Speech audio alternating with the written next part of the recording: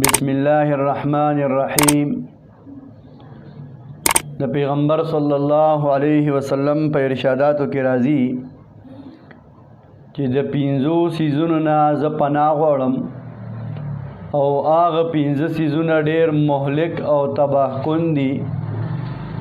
تاسو له پکار دی چې تاسو د هغې نه ځان وساتئ.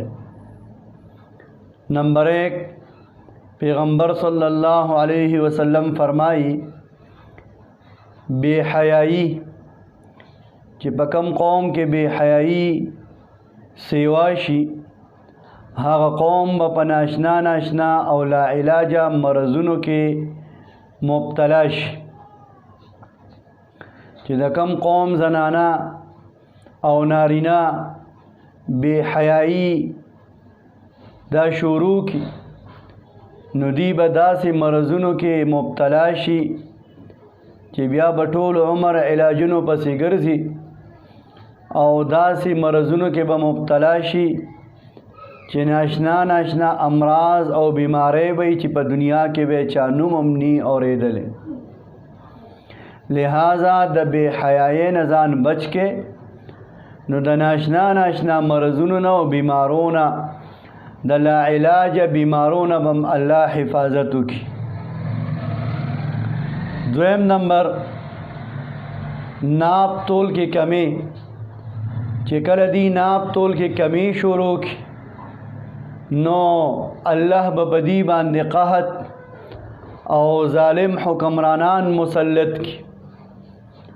نو ناپ تول کې کمی ویل للمطففین اللہ قرآن کے فرمائی. صحابہ دا غی تفسیر و وضاحت کی، نبی علیہ الصلوۃ والسلام وضاحت کی.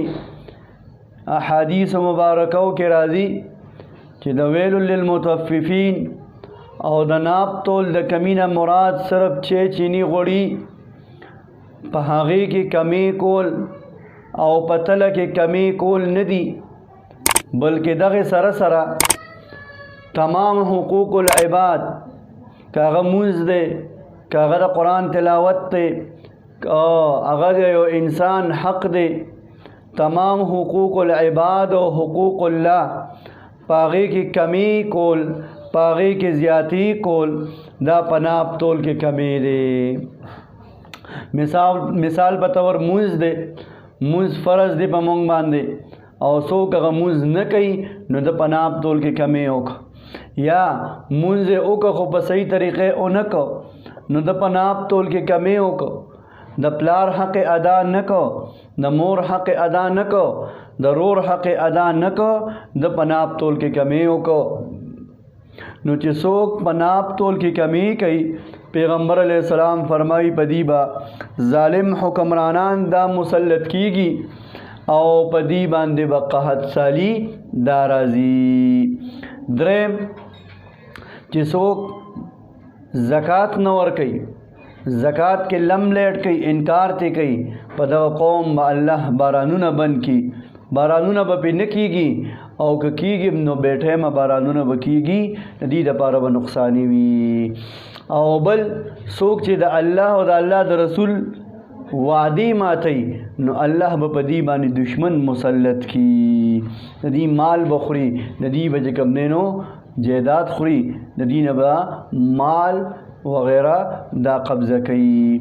او پنځم نمبر، پیغمبر علیہ الصلوۃ والسلام فرمائی څوک چې د خپلو حکمرانانو، کم قوم چې د خپلو حکمرانانو نافرمانی شروع کی نو د هغې په وجه به دې کې خانه جنګي شروع شي، په خپل منځ کې به دې آپس کې لړایانې شروع کی.